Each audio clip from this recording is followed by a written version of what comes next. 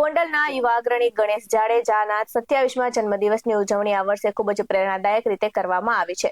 તો જન્મદિવસે જનસેવાના મંત્રને અનુલક્ષીને સંગ્રામસિંહજી હાઈસ્કૂલના ગ્રાઉન્ડ ખાતે એક વિશાળ મેગા રોજગાર મેળાનું આયોજન કરવામાં આવ્યું છે, જેમાં 1000થી વધુ નામાંકિત કંપનીઓએ ભાગ લીધો હતો અને અંદાજે 1500થી વધુ યુવકો અને યુવતીઓને રોજગાર માટે રજીસ્ટ્રેશન કરાવ્યું છે. તો આ પ્રસંગે ગોંડલ હવા મહેલના રાજવી અને સાથે જ ગોંડલના મહારાજા હિમાંશુસિંહજી ઉપસ્થિત રહ્યા હતા અને ગણેશ જાડેજાને જન્મદિવસની શુભકામનાઓ પાઠવી હતી.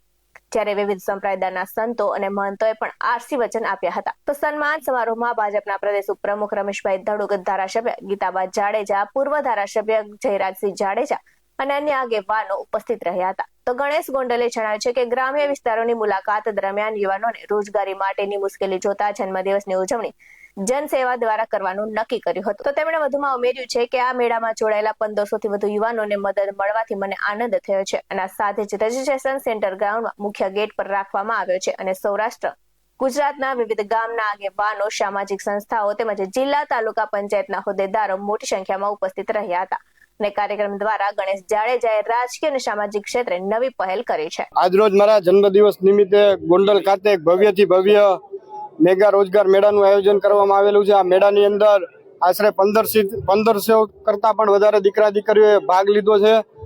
એ ઉપરાંત આજના દિવસે મને આશીર્વાદ આપવા માટે, મને લાગણી દેખાડવા માટે અને શુભેચ્છાઓ પાઠવવા માટે ગોંડલ શહેર અને તાલુકામાંથી દરેક સમાજના આગેવાનો, દરેક સમાજના યુવાન ભાઈઓ, વડીલો, સાધુ સંતોથી માંડીને મારા મિત્રો, બહારથી પધારેલા સગા સંબંધીઓ, બહારથી પધારેલા મહેમાનોથી માંડીને ગોંડલની જનતાએ જે રીતે આજ મને ખૂબ આશીર્વાદ આપ્યા છે, ખૂબ પ્રેમ અને લાગણી દેખાડી છે, એ બદલ બે હાથ જોડી નતમસ્તક સાથે તમામનું હૃદયપૂર્વકથી ચરણ સ્પર્શ કરીને ખૂબ ખૂબ આભાર વ્યક્ત કરું છું.